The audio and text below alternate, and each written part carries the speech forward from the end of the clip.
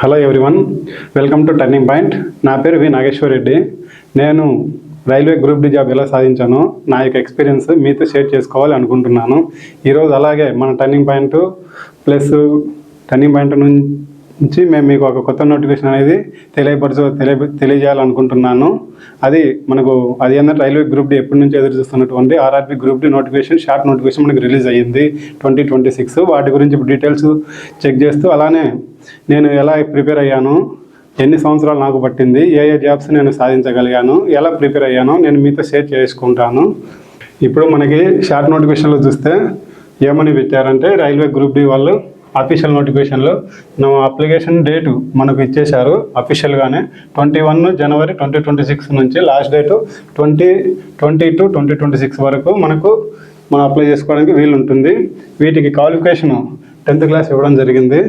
అలాగే మన ఏజ్ వచ్చేసి మనకు 18 to 33. ఇది జనరల్ వాళ్ళకు మాత్రమే. మనకు OBC, SC, ST, physical handicapped quota, ex service మెన్కి వాళ్ళకు సపరేట్గా ఏజ్ రిలాక్సేషన్ అనేది యాజ్ పర్ రైల్వే రూల్స్ ప్రకారం మనకి ఉంటుంది. నెక్స్ట్ మన వేకెన్సీస్ చూస్తే మనకి అప్రాక్సిమేట్లీ 22,000 ఉన్నవి. వీటిల్లో మనకు ఏమేమి సిలబస్ ఉండేది మనం ఒకసారి డిస్కస్ చేసుకుంటే, general intelligence and reasoning 30 marks, mathematics 25 మార్కులు, general science 25 marks, general awareness and current affairs 20 marks ఇవ్వడం అనేది జరిగింది. వాటికి టైమింగ్స్ వచ్చేసి మనకు 90 minutes. ఇందులో మీరు ఒక లక్ ఏమంటే, మేము అప్పుడు ఎగ్జామ్స్ రాసేటప్పుడు జస్ట్ ఊరిక ఈ general intelligence, reasoning, mathematics, general science, general awareness and current affairs మాత్రమే ఇచ్చేసి మాకు జస్ట్ 100 మార్క్స్ 90 minutes అని ఇచ్చేవాళ్ళు. బట్ కానీ మీ లక్ ఏమంటే, ఇక్కడ మనకు కరెక్ట్గా ఇస్తున్నారన్నమాట. స్పెసిఫిక్గా ఒక్కొక్క సబ్జెక్ట్ నుంచి, ఒక్కొక్క టాపిక్ నుంచి మనకి మార్క్స్ అనేవి అలాట్ చేస్తున్నారు. సో మీరు ఎంతో లక్కీ అన్నమాట. మేము చదివేటప్పుడు ఎలాగంటే ప్రతి ఒక్కటి చదివేవాళ్ళం, ఏ ఒక్క టాపిక్ మిస్ చేయకుండా. ఇప్పుడు మీకు దీనివల్ల ఏమి తెలుస్తుందంటే, మనం ఏ టాపిక్స్ ఫోకస్ చేయవచ్చు, బాగా ఏ టాపిక్స్ను మనం కొంచెం లిబరల్గా చదవచ్చు అనేది వీటిని బట్టి మనం అర్థం చేసుకోవచ్చు. అందులో ప్లస్ ఒక బెనిఫిట్ ఏంటంటే, ఇక్కడ ఎన్టీపీసీకి గ్రూప్ డికి డిఫరెన్స్ ఏంటంటే, ఇక్కడ సింగిల్ స్టేజ్ ఎగ్జామ్ మాత్రమే ఉంటుంది. వాటిలో మనకు క్వాలిఫై అయిన తర్వాత మనకు ఫిజికల్ ఎఫిషియన్సీ టెస్ట్ అనేది మనకు రైల్వే బోర్డు కండక్ట్ చేయడం జరుగుతుంది. వాటిలో పాస్ అయిన వారికి డాక్యుమెంట్ వెరిఫికేషన్కు పిలుస్తారు, తర్వాత మెడికల్ అనేది పిలుస్తారు. ఇక్కడ ఒక అడ్వాంటేజ్ ఏంటంటే, మనకు రైల్వేలో ఒక అడ్వాంటేజ్ ఏంటంటే, మీకు మెడికల్ చేశారా, మీకు 100కి 100% జాబ్ కన్ఫామ్. వాటిలో no doubt. Medical in case ఎవరైనా అయిన వాళ్ళు ఇప్పటి వరకు ఇబ్బంది ప్రాబ్లమ్స్ ఏమి ఫేస్ చేయొద్దు. మీరు ఆటోమేటిక్గా మీకు కాల్ లెటర్ అనేది మీకు ఇంటికి వస్తాయి, అందులో నో డౌట్. ఫస్ట్ ఇప్పుడు నేను ఎలా ప్రిపేర్ అయ్యాను, జాబ్ ఎలా సాధించాను, నేను జాబ్ సాధించాను. నేను ఎలా ప్రిపేర్ అయ్యానంటే, నాకు ఫస్ట్ టర్నింగ్ పాయింట్ గురించి ఎప్పుడు తెలిసిందంటే, నేను డిగ్రీ 2nd year చదివేటప్పుడు మన డైరెక్టర్ సార్ గారు మా ఊరికి వచ్చారు. చెప్పడం మర్చిపోయాను, మా డైరెక్టర్ సార్ది మా ఊరే అనమాట, బాలుపల్లె, కడప దగ్గర ఒక పల్లె గ్రామము, మారుమూపల్లె గ్రామం మాది. అందులో నుంచి వచ్చేసి అక్కడ కండక్ట్ అయ్యి కలిశాను సార్ని. సార్ చెప్పాడు, మీరు డిగ్రీ అయిపోయిన తర్వాత రండి అంటే, డిగ్రీ అయిపోయిన తర్వాత వస్తానంటే, లేదు నువ్వు ఈరోజే రా, సమ్మర్ హాలిడేస్ ఎగ్జామ్స్ అయిపోతేనే రా అని చెప్పారు. మేము వెళ్ళడం జరిగింది, కలవడం జరిగింది. సార్ మాకు ఇన్స్ట్రక్షన్స్ ఇచ్చాడు. వాటి వల్ల మేము ఫాలో అవుతాం, మేము జాబ్స్ అనేది సాధించడం జరిగింది. నేను డిగ్రీ 2nd yearలో జాయిన్ అయ్యాను ఇక్కడ టర్నింగ్ పాయింట్లో. సమ్మర్ జాయిన్ అయినప్పుడు నాకు పెద్ద అవేర్నెస్ అనేది లేదన్నమాట. మన ఉత్తమ్ రెడ్డి సార్ గైడెన్స్తో జస్ట్ ఊరికే కోచింగ్ మాత్రం తీసుకునేవాడిని. అప్పుడు ఎటువంటి ఎగ్జామ్స్ అటెంప్ట్ చేయలేదు. అప్పుడు డిగ్రీ కంప్లీట్ అయిన తర్వాత నేను రాశాను, చాలా బ్యాంక్స్ ఎగ్జామ్స్ కూడా రాశాను, ఎస్ఎస్సి కూడా రాశాను. అలాగే మనం ఏదైనా గ్రూప్ 4 ఏపీపీఎస్సీ ఎగ్జామ్స్ కూడా అటెంప్ట్ చేసేవాడిని. నేను మన క్వాలిఫికేషన్కి సంబంధించినటువంటి ఏ జాబ్ను వదలుకోకుండా ప్రతి ఒక్క జాబ్కి అప్లై చేసుకుంటూ ప్రిపేర్ అవ్వుకుంటూ చదువుకుంటూ ఉండేవాడిని. అలాగే నేను చదువుకుంటా నాకు 2014లో విఆర్ఏ జాబ్ అనేది స్టేట్ గవర్నమెంట్లో నేను సాధించాను. అప్పటి నుంచే దానితో కూడా సంతృప్తి పడకుండా నేను అలానే ప్రిపేర్ అవుతూ ఓ సైడు నాకు టైం ఉన్నప్పుడల్లా ఇన్స్టిట్యూట్ దగ్గరికి వచ్చి ఎగ్జామ్స్ రాసుకుంటూ వాటిని అనాలిసిస్ చేసుకుంటూ గ్రూప్ డికి అప్లై చేశాను. అప్పుడే గ్రూప్ డి కూడా రాశాను. గ్రూప్ డితో పాటు కూడా వీటితో నేను విఆర్ఏతో సంతృప్తి పడకోకుండా మిగతా జాబ్స్ కూడా ప్రిపేర్ అయ్యేవాడిని. అలాగే నేను ఇప్పుడు ప్రజెంట్ గ్రూప్ డిలో జాబ్ చేస్తున్నాను. గ్రూప్ డి లెవెల్ 5లో నాకు ప్రమోషన్ వచ్చి 3 ప్రమోషన్స్ వచ్చాయి ఇప్పటి వరకు. ఇప్పుడు లెవెల్ 5లో ఉన్నాను. నెక్స్ట్ నా ప్రిపరేషన్ ఎలా కొనసాగిందంటే, ఇప్పుడు ఒక్కొక్కరు ఒక్కొక్క సబ్జెక్ట్లో స్ట్రాంగ్ ఉంటారని, ఒక్కొక్కరికి మ్యాథ్స్ వస్తుంది, రీజనింగ్ వస్తుంది, ఒక్కొక్కరు జనరల్ సైన్స్లో బాగా పట్టుదల అనేది వాళ్ళకు ఉంటుంది, పట్టు అనేది వాటి సబ్జెక్ట్ మీద. నాకు అలాగా కొంచెం మ్యాథ్స్ రీజనింగ్ బాగా చేయగలనని ఇక్కడికి వచ్చినాక తెలిసింది నాకు. మ్యాథ్స్ రీజనింగ్ బాగా చేయగలను అనేసి. నేను యాక్చువల్గా సైన్స్ బ్యాక్గ్రౌండ్ స్టూడెంట్ కాబట్టి నాకు జనరల్ అవేర్నెస్ కరెంట్ అఫైర్స్ నాకు అంత ఐడియా ఉండేది కావు. ఇక్కడికి వచ్చిన తర్వాత ఇక్కడ క్లాసులు బాగా వినడం తర్వాత టర్నింగ్ పాయింట్లు వాటిని అనాలిసిస్ చేసుకుంటూ నేను కూడా వాటిని సార్ వాళ్ళు చెప్పేదాన్ని, వాళ్ళు ఇచ్చే హోంవర్క్ని బాగా చేసుకుంటూ బాగా ప్రాక్టీస్ చేసుకుంటూ నేను ఒక జనరల్ నాలెడ్జ్ మీద కొంచెం అవేర్నెస్ అనేది నాకు వచ్చింది. ఆ వాటితో నేను మొత్తం మూవ్ అయ్యేవాడిని అన్నమాట. ఫస్ట్ సిలబస్ను బాగా అర్థం చేసుకోండి. మనం ఫస్ట్ సిలబస్ అర్థం చేసుకోండి. నేను ఫస్ట్ టైం మీకు చెప్పాను, మేము అప్పుడు రాసేటప్పుడు గ్రూప్ డీలో arithmetic, reasoning, general awareness just 3 topics చేసి 100 మార్క్స్ అనేది పెట్టేసేవాళ్ళు. ఇప్పుడు మనకు సపరేట్గా ఒక్కొక్క టాపిక్ ఒక్కొక్క మార్క్స్ పెట్టేశారు మీకు. సో మాకు అలా పోవడం వల్ల మేము వాటిని సిలబస్ని బాగా అర్థం చేసుకోవాల్సింది వచ్చేసేది మాకు. ఇప్పుడు ఉండే అడ్వాంటేజ్ మాకు లేదన్నమాట అప్పుడు. సో మనం సిలబస్ని బాగా అర్థం చేసుకునేసి మీరు దేనికి ఎక్కువ ప్రిఫరెన్స్ ఇవ్వాలి, అలా అనేసి ఇప్పుడు 30 మార్క్స్ రీజనింగ్ ఉన్నాయనేసి మిగతాటి వదిలేమని చెప్పడం కాదు. మన గవర్నమెంట్ జాబ్ కావాలంటే 100% కావాలంటే మీరు 100% ప్రతి ఒక్క టాపిక్ కవర్ చేయాలి. నేను ఈ విషయం ఎందుకు చెప్తానంటే ఒక్కొక్కరు ఒక్కొక్క సబ్జెక్ట్ స్ట్రాంగ్గా ఉంటారు. మీరు ఏ సబ్జెక్ట్ అయితే వీక్గా ఉంటారో ఆ సబ్జెక్ట్ మీద ఎక్కువ ఫోకస్ చేయాలి. అప్పుడే మన సిలబస్ని బాగా అర్థం చేసుకునేట్టు ఉంటుంది. మై జాబ్ డిపార్ట్మెంట్స్, నేను చేసే జాబు ఆర్ఆర్బి గ్రూప్ డి.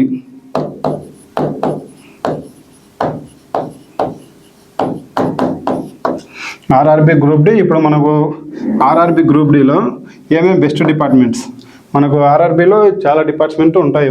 వీటిలో తీసుకుంటే engineering department,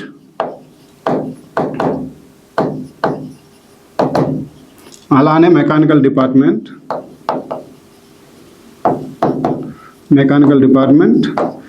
electrical department,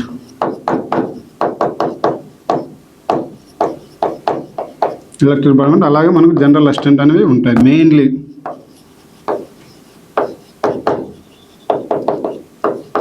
general assistant అనేవి ఉంటాయి. నేను ఇప్పుడు ప్రజెంట్ చేసేది మెకానికల్ డిపార్ట్మెంట్లో జాబ్ చేస్తున్నాను. ఇంజనీరింగ్ డిపార్ట్మెంటే మనకు ట్రాక్ మెను, పీవే, పాయింట్స్ మెను అవనేవి ఈ ఎలక్ట్రికల్ ఇంజనీరింగ్లోకి వస్తాయి.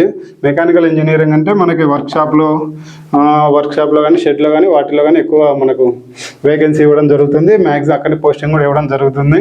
ఎలక్ట్రికల్ అంటే మనకు ఎలక్ట్రికల్ లోకల్ ఇంజన్స్ ఉంటాయి కదా, వాటిల్లో ప్లస్ మన ఓపెన్ లైన్ మన స్టేషన్లో కూడా జాబ్స్ ఉంటాయి ఎలక్ట్రికల్ సంబంధించినటువంటివి. జనరల్ అసిస్టెంట్ అంటే మనకి మెయిన్గా జిఎం ఆఫీస్లో, డిఆర్ఎం ఆఫీస్లో, సిడబ్ల్యూఎం ఆఫీస్లో, వర్క్షాప్ సిడబ్ల్యూఎం ఆఫీస్లో, అలాంటి చోట మనకు హాస్పిటల్స్లో, అలాంటి చోట మనకు జనరల్ అసిస్టెంట్ వాళ్ళకి మ్యాక్సిమం పోస్టింగ్ ఇవ్వడం జరుగుతుంది. నెక్స్ట్ మనకు ప్రమోషన్ లెవెల్స్కు వచ్చేస్తే ఈ టాపిక్ మనం డిస్కస్ చేసుకుంటే మనకు ప్రమోషన్ లెవెల్స్ అనేటువంటివి మనకు తీసుకునే డిపార్ట్మెంట్ మీద ఆధారపడి ఉంటుంది. ఇప్పుడు ఫర్ ఎగ్జాంపుల్ మనము మెకానికల్ తీసుకుంటే, ఎందుకంటే నేను చేసే డిపార్ట్మెంట్ కాబట్టి నేను వాటి గురించి నాకు ఎక్కువ తెలుసు కాబట్టి వాటి గురించి నేను డిస్కస్ చేయగలుగుతున్నాను. మెకానికల్ డిపార్ట్మెంట్ నేను చేసే వర్క్షాప్లో వర్క్షాప్లో ఎలాగంటే అక్కడ చాలామంది వర్క్ చేస్తూ ఉంటారు. ఎందుకంటే అక్కడ మొత్తం అంతా రిపేరింగ్కి వస్తాయి వర్క్షాప్లోకి కోచ్లు కావచ్చు, వ్యాగన్ కావచ్చు, బోగీస్ కావచ్చు. వాటిల్లో మనకి స్టాఫ్ చాలామంది ఉంటారు, ఎంప్లాయీస్. వాళ్ళు రిటైర్ అయ్యే కొద్దీ మనకు నార్మల్గానే మనకు ప్రమోషన్స్ లెవెల్స్ అనేవి ఉంటాయి. సీనియారిటీ వైజ్ మనకు చాలా ప్రమోషన్స్ అనేవి వస్తూ ఉంటాయి. ఎలక్ట్రికల్ అనేవి మనకు డివిజన్ వైజ్ మనకు తీసుకోవడం జరుగుతుంది. ఎలక్ట్రికల్ డిపార్ట్మెంట్, జనరల్ అసిస్టెంట్ అనేది మనకు నార్మల్గా కొంచెం తక్కువ మనకు ఉంటాయి ప్రమోషన్స్. అలాగే ఇంజనీరింగ్ డిపార్ట్మెంట్ కూడా తక్కువగానే ఉంటాయి. కానీ మీరు తక్కువ ఉన్నాయనేసి మీరే ఇబ్బంది పడాల్సిన అవసరం లేదు. వీటిలో మనకు ప్రమోషన్ లెవెల్స్కి వెళ్తే మనకు డిపార్ట్మెంటల్ ఎగ్జామ్స్ అనేవి ఉంటాయి. వీటిల్లో ప్రతి ఒక్క డిపార్ట్మెంట్ ఎగ్జామ్స్ అనేవి జరుగుతాయి.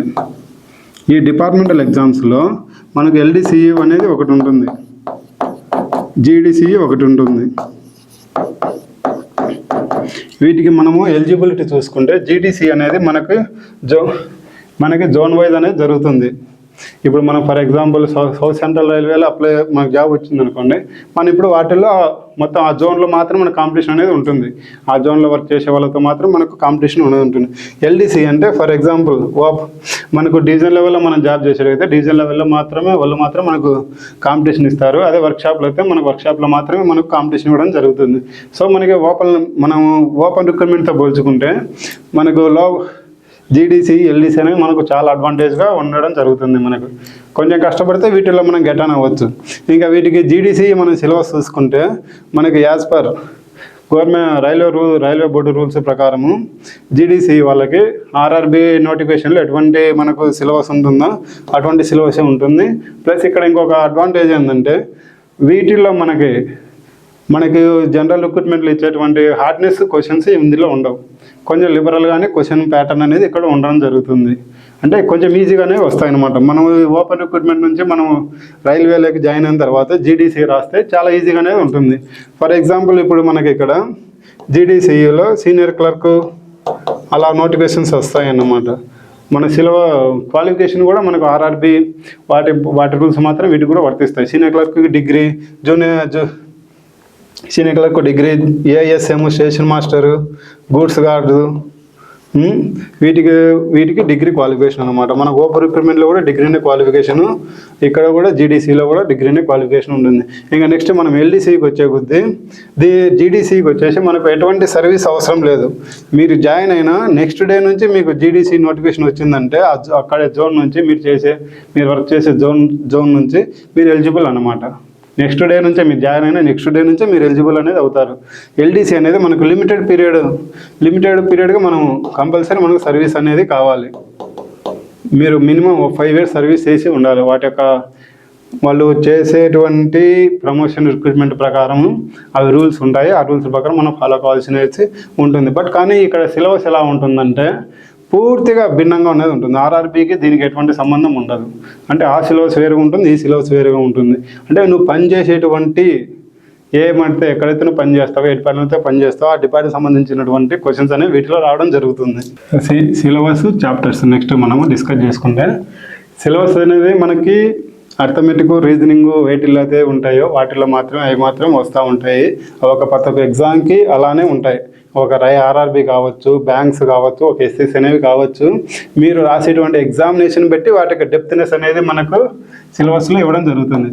చాప్టర్స్ కూడా అలానే ఉంటాయి మనకు వాటికి. ఫర్ ఎగ్జాంపుల్ మీరు మనం ఎస్ఎస్సి గురించి మనం మాట్లాడుకుంటే ఎస్ఎస్ ఎంటీఎస్కు ఒక రకమైన క్వశ్చన్స్ వస్తాయి. అంటే ఎస్ఎస్సి సిహెచ్ఎస్ఎల్కి ఒక రకమైన క్వశ్చన్స్ వస్తాయి. అలాగే ఎస్ఎస్సిజిఎల్కి ఒక రకమైనటువంటి క్వశ్చన్స్ వస్తాయి. అంటే మనం క్యాడర్ పెరిగే కొద్దీ క్వశ్చన్లు ఉండేటువంటి డెప్త్ అనేది పెరుగుతూ ఉంటుందన్నమాట. అంతకు మించింది ఏమి ఉండదు. సిలబస్ అనేది ఆర్ఆర్బీకి అలానే ఉంటుంది, ఎస్ఎస్సికి అలానే ఉంటుంది, బ్యాంక్స్ కూడా అలానే ఉంటాయి. ఇంకా వీటిలో చాప్టర్స్ అంటే మనకి యాజ్ యూజువల్ కానీ మనం అర్థమెటిక్ తీసుకుంటే ration, preparation, simple interest, compound interest, speed, time, distance, mensuration, ఇంకా మీ రిమైనింగ్ టాపిక్స్ అనేవి వాటిల్లో మనం కవర్ చేసుకోవచ్చు. మనము ఎంత చదివినా సరే మనకు వేస్టే అండి. అదేనైతే కన్ఫామ్గా చెప్తున్నాను. మనం ఎంత చదివినా వేస్టే. మనం చదివింది మనం ఎంత చదివినాం తెలుసుకోవడానికి ఉపయోగించబడేది మనకు గ్రాండ్ టెస్ట్ అనేది నువ్వు పెట్టుకున్నటువంటి ఎగ్జామ్స్ మాత్రి. నువ్వు ఎంత చదివినావు, నీళ్ళ స్కిల్ ఎంత ఉంది, ఇంతవరకు నువ్వు చదివిన వాటికి నేనేమో తప్పులు చేస్తున్నాను వాటిని మనము సింప్లిఫై చేసుకోవడానికి మన గ్రాండ్ టెస్ట్ అనేవి చాలా అంటే చాలా యూజ్ అవుతాయి. Without attempt grand test there is no government job, there is no any private job. అది మటు కన్ఫామ్ అండి. మీరు ఎటువంటి గ్రాండ్ టెస్ట్ రాయకుండా నేను గవర్నమెంట్ జాబ్ సాధించే వాళ్ళు ఎవరు లేరు. గవర్నమెంట్ జాబ్ సాధించిన ప్రతి ఒక్కరిని అడగండి, సార్ మీరు ఏమన్నా ఎగ్జామ్స్ రాశారా, గ్రాండ్ టెస్ట్ రాశారా, రాయకుండా మనం ఎలా సాధించగలం ఉద్యోగం అనేది 99 కాదు 100కి 200% ఎవరు చెప్పారు. First practice. ఆ ప్రాక్టీస్ అనేది మన గ్రాండ్ టెస్ట్ రూపంలో మనకు జరుగుతూ ఉంటుంది. ఈ గ్రాండ్ టెస్ట్ మనం రాయడం పెద్ద గొప్ప విషయమేం కాదు. మన గ్రాండ్ టెస్ట్ రాసిన తర్వాత ఒక 100కి మనకు ఫస్ట్ రోజు 100కి ఒక 60 వచ్చాయనుకోండి, మనకు 40 మార్క్స్ మనకు లెస్లో ఉంటాయి కదా, వాటిని మనం డిస్కస్ చేసుకోవాలి. ఆ 40 క్వశ్చన్స్లో మనం చేసిన తప్పేంటి, మనం కరెక్ట్గా చేస్తున్నామా లేదా, మనం వే ఆఫ్ థింకింగ్ అనేది మనకు రిమైనింగ్ ఆఫ్ 40 క్వశ్చన్స్ ఉంటాయి కదా, వాటిలో మనము అనాలిసిస్ చేసుకోవాలి. ఒక్కొక్కరి వే ఆఫ్ థింకింగ్ ఒక్కొక్క రకంగా ఉంటుంది. ఇప్పుడు మనం అర్థమెటిక్ రీజనింగ్ అన్నీ ఒకేలా చేసేదానికి ఉండదు. మ్యాథ్స్ అనేది మనం పలు విధాలుగా చేయొచ్చు, ఎన్నో రకాలుగా సరే చేయొచ్చు. ఫర్ ఎగ్జాంపుల్ 2 3 6 3 2 6 రెండో ఒకటే. అదేవిధంగా మనకు ఒక్కొక్క థింకింగ్ అనేది ఆ విధంగా ఆధారపడి ఉంటుంది. ఇంకా నెక్స్ట్ డే మనం చూసుకుంటే ఒక 62 వచ్చాయి. ఇంకా నెక్స్ట్ మనం 38 క్వశ్చన్స్ ఎలా మనము తప్పు చేసాము అంటే డే బై డే మనం ఇంప్రూవ్ చేసుకుంటూ ఉండాలి. మన యొక్క స్కిల్నెస్ కానీ మనకు అక్యూరసీ, ఏ ఎగ్జామ్స్లో అయినా సరే మెయిన్ అక్యూరసీ, అది ఆర్ఆర్బి కావచ్చు, బ్యాంక్స్ కావచ్చు, ఎస్ఎస్సి కావచ్చు, గ్రూప్స్ కావచ్చు, సివిల్స్ కావచ్చు, వేటిలో సరే మనకు అక్యూరసీ అనేది చాలా చాలా ఇంపార్టెంట్. ఎస్పెషల్లీ మనకు వేటిలో అయితే నెగిటివ్ మార్క్స్ అనేవి ఉంటాయో వాటిలో మీరు ఎంత అక్యురసీ పాటిస్తే మీకు అన్ని స్కోర్స్ పెంచే అవకాశం అనేది ఉంటుంది. ఎందుకంటే ఇప్పుడు సిబిటి ఎగ్జామ్స్ మల్టిపుల్ సెషన్స్లో జరుగుతూ ఉంటాయి. నువ్వు మల్టిపుల్ సెషన్ జరుగుతున్నప్పుడు ఒక్కో సెషన్లో పేపర్స్ ఈజీగా వస్తాయి, ఒక్కో సెషన్లో పేపర్స్ చాలా కష్టంగా వస్తాయి, ఒక్కొక్క సెషన్లో లిబరల్గా వస్తాయి. వాటిని మనం అక్యురసీతో మనం అనేది మెయింటైన్ చేసుకోవాలి. క్వశ్చన్ పేపర్ ఈజీగా వచ్చినప్పుడు నువ్వు ఎంత అక్యురసీ మెయింటైన్ చేసినా నీ యొక్క స్కోర్ అనేది వాటి మీద అనేది ఆధారపడి ఉంటుంది. నువ్వు టఫ్గా వచ్చినప్పుడు నువ్వు కొన్ని మార్క్స్ మాత్రమే సాధించగలవు. అది నువ్వు అక్యురసీ సాధించినప్పుడు మాత్రమే నీకు వాటి స్కోర్ అనేది పెరగడం జరుగుతుంటుంది. So accuracy is the most important. So మీకు అక్యురసీ అనేది బాగా ఎలా వస్తుందంటే గ్రాండ్ టెస్ట్ రాయడం వల్ల, వాటిని అనాలిసిస్ చేసుకోవడం వల్ల. సో గ్రాండ్ టెస్ట్ అనేది మనకు చాలా చాలా ముఖ్యం. నెక్స్ట్ టైం టేబుల్ ఎలా వేసుకోవాలి. నేను ముందుగానే చెప్పినట్టు ఒక్కొక్కరికి ఒక్కొక్క స్కిల్ అనేది ఉంటుంది. స్కిల్ అంటే ఒక్కొక్కరికి ఒక సబ్జెక్ట్లో గ్రిప్ అనేది ఉంటుంది. ఫర్ ఎగ్జాంపుల్ ఒకరికి మ్యాథ్స్ బాగా చేయగలరు, ఒకరు రీజనింగ్ బాగా చేయగలరు, ఒకరు జనరల్ జీకేలో బాగా హెవీగా థింకింగ్ అనేది చేయగలరు, బాగా చదివేసి బాగా ప్రాక్టీస్ చేసేసి. సో వాటి యొక్క టైం టేబుల్ వాళ్ళు వేసుకోవాలి. నేను ఏ సబ్జెక్ట్లో వీక్గా ఉన్నాను ఆ సబ్జెక్ట్కి మనం ఎక్కువ టైం కేటాయించుకోవాలి. ఆ సబ్జెక్ట్ని మనం అర్లీ మార్నింగ్ లేసి కొంచెం బాగా ప్రాక్టీస్ చేసుకునేసి అలా చేసుకోవడం వల్ల మనం టైం టేబుల్ వేసుకుంటే నువ్వు సక్సెస్ అవ్వడానికి చాలా హోప్ అనేది ఉంటుంది. నెక్స్ట్ జాబు వేరే స్టేట్స్ అప్లై చేసుకోవచ్చా. నెక్స్ట్ జాబ్ అనేది మన రైల్వే జాబ్ వేరే స్టేట్స్ వాళ్ళు అప్లై చేస్తూ ఉంటారు. ఫర్ ఎగ్జాంపుల్ ఇప్పుడు సికింద్రాబాద్ జోన్కు నార్త్ ఇండియా నుంచి వస్తారు, వాళ్ళు కూడా అప్లై చేసుకోవచ్చు. లేదు నార్త్ ఇండియాలో మనకి ఎక్కువ వేకెన్సీ ఉన్నాయా, మనం అక్కడికి వెళ్ళిన సరే చేసుకోవచ్చు. ఫర్ ఎగ్జాంపుల్ నార్థన్ రైల్వేలో మనకి ఎక్కువ జాబ్స్ అనేవి రావడం జరుగుతుంది ప్రతి ఒక్క రైల్వే రిక్రూట్మెంట్లో. అది ఆర్ఆర్బి గ్రూప్ డి కావచ్చు, ఆర్ఆర్బి ఎన్టీపీసీ కావచ్చు, ఆర్ఆర్బి అండర్ గ్రాడ్యుయేషన్ లెవెల్ అలా కావచ్చు. మనకు నార్థన్ రైల్వేలో ఎక్కువ జాబ్స్ అనేవి వస్తూ ఉంటాయి. మనకు వెళ్ళాలనుకుంటే మనం కూడా అక్కడికి వెళ్ళేసి జాబ్ అనేది తెచ్చుకొని అక్కడే జాబ్ చేసుకోవచ్చు. ఇప్పుడు మీరు అడగచ్చు, మేము ఇప్పుడు ముంబైలో జాబ్ చేస్తున్నాము, మా ట్రాన్స్ఫర్స్ ఎలాగా అనేసి. మీకు 1 వే ట్రాన్స్ఫర్ 2 రకాలు ఉంటాయి అన్నమాట ట్రాన్స్ఫర్స్. 1 వే ట్రాన్స్ఫర్ ఒకటి, మ్యూచువల్ ట్రాన్స్ఫర్ ఒకటి. మ్యూచువల్ ట్రాన్స్ఫర్ అంటే మీరు ఏ జోన్కి అయితే రావాలనుకుంటున్నారో అదే జోన్కి మాత్రమే అక్కడ చేసే ఎంప్లాయీ అదే జోన్లో మీరు రిక్వైర్మెంట్ జోన్లో ఉండాలి, మీకు ఎక్కడైతే కావాలో అక్కడ. ప్లస్ అతను కూడా సేమ్ కేటగిరీ ఉండాలి. అప్పుడు మాత్రమే మీకు మ్యూచువల్ ట్రాన్స్ఫర్స్ అనేది అప్లికబుల్ అవుతుంది.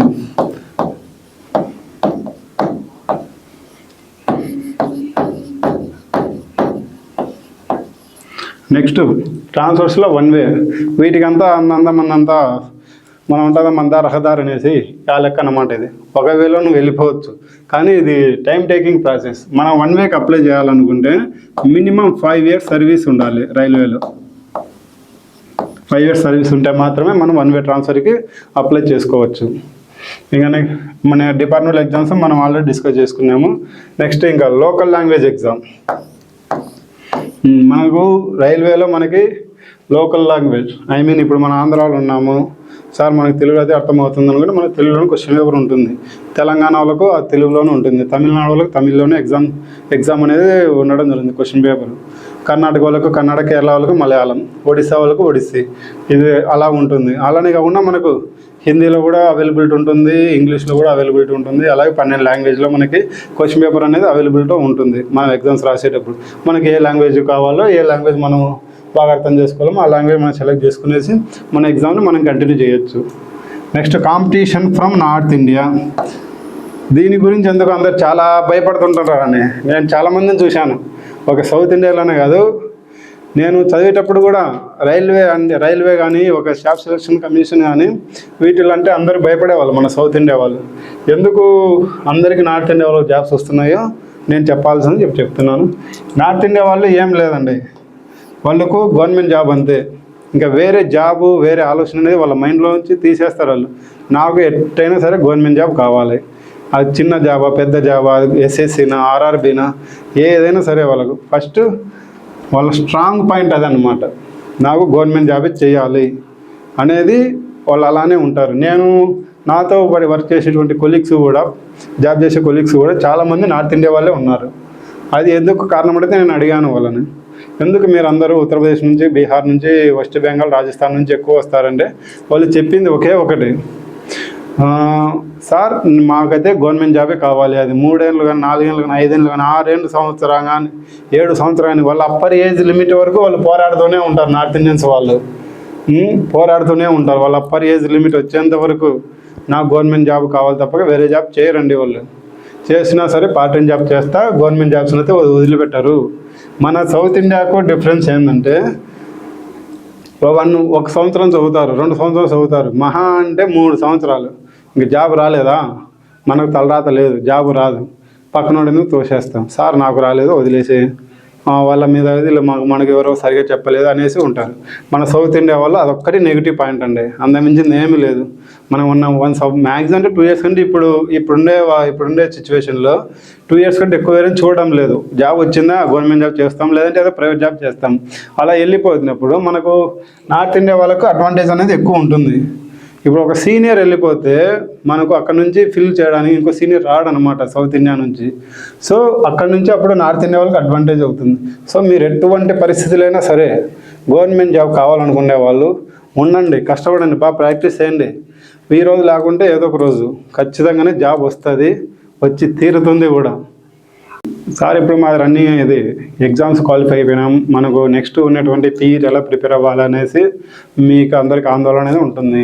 మనకు రన్నింగ్ బరువులు ఎత్తడం పెద్ద సమస్య ఏం కాదు మన వాళ్ళకి.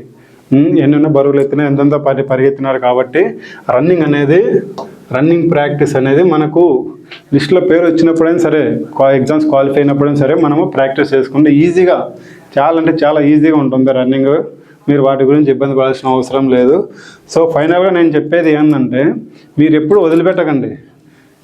మీరు ఎప్పుడైతే వదిలిపెడతారో మీ లైఫ్కి అక్కడే ఫుల్ స్టాప్ పెట్టినట్టు గవర్నమెంట్ జాబ్స్కి. నాకు గవర్నమెంట్ జాబ్ కావాలి అనుకునే వాళ్ళు ఎప్పుడైతే మీరు వదిలేస్తారో అప్పుడే మీరు లైఫ్లో ఎప్పుడు గవర్నమెంట్ జాబ్ సాధించలేరు. సో ఎప్పుడు పాజిటివ్ మైండ్ సెట్తో ఉండండి. ఎప్పుడైతే పాజిటివ్ మైండ్ సెట్తో ఉంటారో అప్పుడు అనేది మీరు స్కిల్ అనేది పెంచుకోవడానికి ఉపయోగపడుతుంది. మేము ఎక్కడెక్కడ మిస్టేక్ చేసామనేది మీరు అనాలిసిస్ చేసుకుంటారు. సో ఎప్పటికీ వదిలిపెట్టకండి. ఇంకా మీకు దీనికంటే ఎక్కువ డీటెయిల్స్ కావాలనుకుంటే మీరు టర్నింగ్ పాయింట్ ఇన్స్టిట్యూట్ని కాంటాక్ట్ అవ్వండి. నాకు ఎలాగైతే హెల్ప్ చేశారో ఇక్కడ ఉన్నటువంటి ప్రతి ఒక్క స్టూడెంట్స్కి ఇక్కడ టర్నింగ్ పాయింట్లో ఉన్నటువంటి ప్రతి ఒక్క లెక్చరర్ కూడా మీకు అలానే హెల్ప్ చేస్తారు. దానికి నేనైతే చెప్పగలను, ఖచ్చితంగా మీకు సపోర్ట్ అయితే చేయగలరు, చేస్తారు కూడా, చేస్తున్నారు కూడా ఇప్పటికీ.